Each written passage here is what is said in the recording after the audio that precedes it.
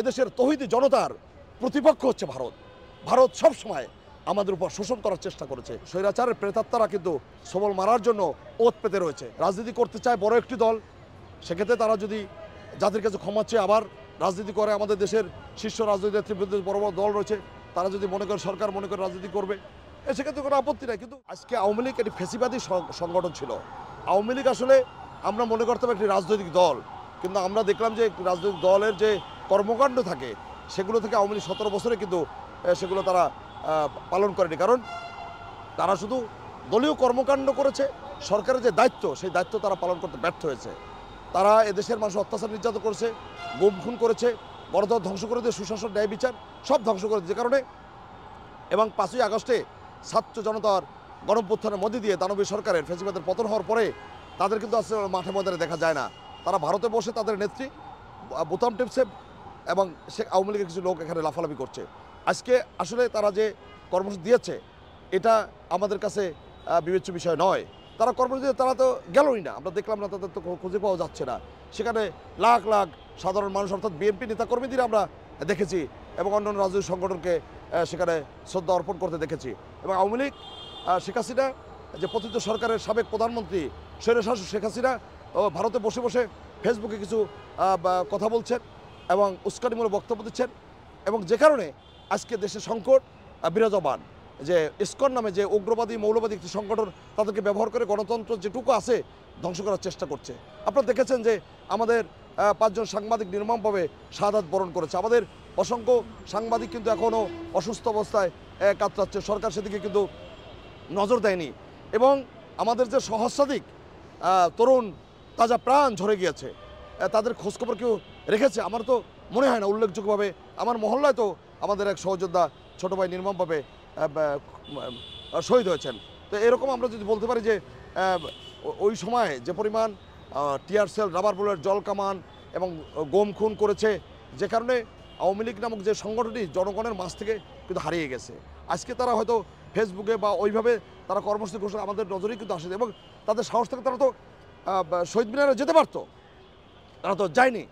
কারণ তাদের যে যাওয়ার মতো যে স্বকীয়তা, তাদের যে জনগণের প্রতি যে দরদ তা কিন্তু নাই। কারণ তারা ব্যাংক ডাকাতি করেছে, গুম খুন করেছে, আয়নাঘর সৃষ্টি করেছে, এবং আমাদের সর্বোপরি গণতন্ত্রের যে নেত্রী, আপসীর নেত্রী দেশপাতা বেগম খালেদের যে অন্যায়ভাবে দণ্ড দেওয়া হয়েছে, তারেক রহমানকে অন্যায়ভাবে দণ্ড দিয়েছে।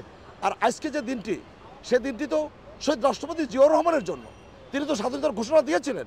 আপনারা যে প্রজন্ম, আপনারা যাদের বয়স এখন 25-30-এর কোঠায়, আপনারা জেনে থাকবেন ইতিহাস থেকে যে 71 সালে আমরা যখন বৈষম্যের শিকার পাকিস্তানি পশ্চিম পাকিস্তানি শাসক গোষ্ঠীর করাল গ্রাস থেকে আমরা যখন মুক্তি বা আন্দোলন যখন বেগমান হচ্ছে, আমরা আমাদের দাবির পক্ষে যখন আমরা কথা বলছি, তখন কিন্তু পাকিস্তানি শাসক গোষ্ঠী এই টালবাহানা করে আমাদের প্রতি অবিচার করেছে।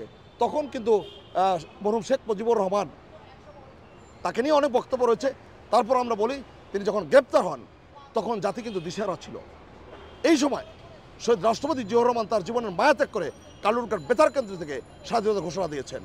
আজকে ঠিক বিজয়ের 2 দিন আগে 14 ডিসেম্বর আমরা এই দিনটি পালন করছি। সেখানে আওয়ামী লীগের কোনো কৃতিত্ব নাই। এই যে 9 মাস রক্তক্ষয়ী সংগ্রাম, আপনারা আওয়ামী লীগের কয়জন নেতা কর্মী খুঁজে পাবেন যারা তারা মুক্তিযোদ্ধা? তারা তো রাজাকারের ভূমিকায় ছিল। আমরা যদি মোশাররফ সাহেবের কথা বলি, শেখ হাসিনার ব্যয়, তিনি তো রাজাকার। এরকম অসংখ্য আওয়ামী লীগের নেতাকর্মীরা তারা এদেশে ছিল না। তারা তো এই যে আজকে যেভাবে আপনারা দেখছেন ভারতে বসে তারা কলকাতা যাচ্ছেন, ওই সময় তারা ভারতেই ছিলেন। তাদের বন্ধু হচ্ছে ভারত, আর এদেশের তৌহিদি জনতার প্রতিপক্ষ হচ্ছে ভারত। ভারত সব সময় আমাদের উপর শোষণ করার চেষ্টা করেছে, যে কারণে একটি পুতুল সরকার দরকার ছিল। সেই সরকার ছিল শেখ হাসিনার সরকার, যাকে ব্যবহার করে বাংলাদেশের মানুষ অত্যাচার নির্যাতন করেছে, আমাদের অর্থ লুট করে নিয়েছে, আমাদের যে সীমান্তে যে সংকট, আমাদের নিরীহ বাঙালি ভাই বোনদেরকে হত্যা করেছে। আপনাদের নিশ্চয়ই মনে আছে ফেলানির কথা, যাকে নির্মমভাবে হত্যা করে তার লাশ কিন্তু কাঁটাতারের বেড়ায় ঝুলিয়ে রেখেছিল। আমরা এগুলো ভুলে যাইনি। আজকে ভারতে বসে তারা কলকাঠি নাড়ছে, আমরা সেটা রুখে দিয়েছি।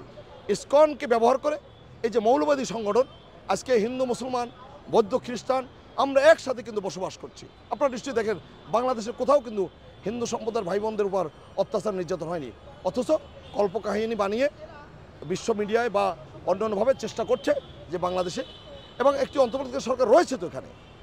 আমরা যারা জীবন দিয়েছি, যাদের অঙ্গহানি ঘটেছে, যাদের হাত নেই, চোখ নেই, পা নেই, তাদের জীবনের বিনিময়ে তো আমরা আজকে মুক্ত বাতাসে কথা বলছি। একটি সরকার রয়েছে, সকলের সরকারের প্রতি আমাদের যে সমর্থন তাও তো রয়েছে। আমাদের প্রিয় নেতা জনাব তারেক রহমান কিন্তু বলছেন যে সরকার ব্যর্থ হলে সবচেয়ে বিএনপি নেতাকর্মীরা ক্ষতিগ্রস্ত হবে। কথা তো ঠিকই, কারণ দেশে কোটি কোটি মানুষ বিএনপি করে, সুতরাং বিএনপির উপর অত্যাচার নির্যাতন বেশি হবে, যে কারণে এই সরকারকে কিন্তু সর্বাত্মক সহযোগিতা করার দায়িত্ব আমাদের এই তৌহিদি জনতার রয়েছে। এই সরকারের ব্যর্থ করার জন্য আবার নানাভাবে তারা উস্কানি দিচ্ছে। এবার দেখবেন যে তারা জুডিশিয়াল কু করার চেষ্টা করেছে, তারা এখানে আনসার বিদ্রোহ করার চেষ্টা করেছে, এখনও তারা ষড়যন্ত্র করছে, কিন্তু ইনশাল্লাহ আমরা কিন্তু রুখে দেবো ইনশাল্লাহ সেটা। আর সর্বোপরি যে আজকে আওয়ামী লীগের কোনো নেতাকর্মীদের আমরা শহীদ বেদিতে বা আশেপাশে কোথাও দেখিনি। তারা গণমাধ্যমে তারা হয়তো প্রেস রিলিজ দিয়ে বলেছে কর্মসূচি, তারা কর্ম পালন করুক না।